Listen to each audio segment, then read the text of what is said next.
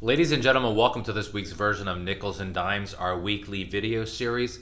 The quote of the week this week comes from the late, great economist, Milton Friedman, who, by the way, if you have not seen, there's a lot of videos on some old interviews on YouTube. Milton Friedman, and when you get a few minutes, check him out on YouTube.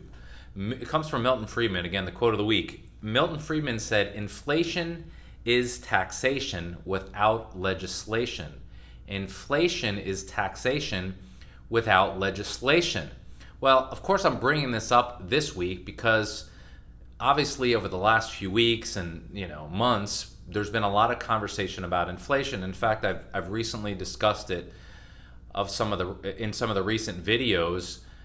People for years and years have talked about concerns about massive inflation coming to the United States. Well, the government, according to the Consumer Price Index, the government has recently reported that inflation is around 2%. Now, what I'm here to tell you is that may be true, but the reality is there's a lot of information that specifically identifies what inflation is in certain products, and I'm going to share with you what the costs of these particular goods have done over the last 12 months. So for example, lumber prices have appreciated over the last 12 months. And by the way, this is according to Business Insider. Lumber prices have increased 262% over the last 12 months. Crude oil, we all know, we go to the gas pump, and it's appreciated, at least per Business Insider, about 188%. Tin prices have increased about 87%, copper 84%. Soybeans have gone up 62%. And for example, sugar has gone up 50% over the last 12 months. So when the government says, inflation is contained, I would say let's look at the numbers on a deeper level. I mean, these are actual facts. Again, you can Google this.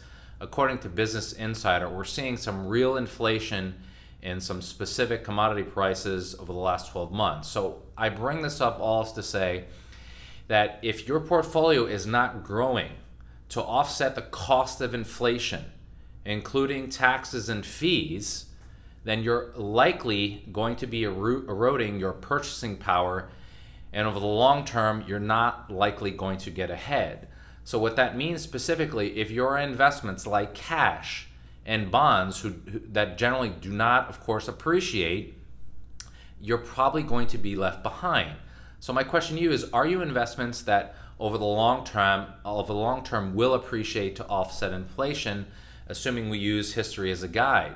If you do not know, I would suggest you get a second opinion, whether that's with your current advisor or whether it's through a fiduciary advisor like us. To that end, if you would like a second opinion on your portfolio to make sure you're in the right investments to offset inflation in the future, and even again now, we've seen this in the last 12 months, you could send me an email, cnichols@nicholswealth.com, or go on our website at nicholswealth.com. Check out our second opinion services from our services tab from our website, and you could reach out to one of our advisors to get that second opinion. Thanks again for watching. Bye-bye.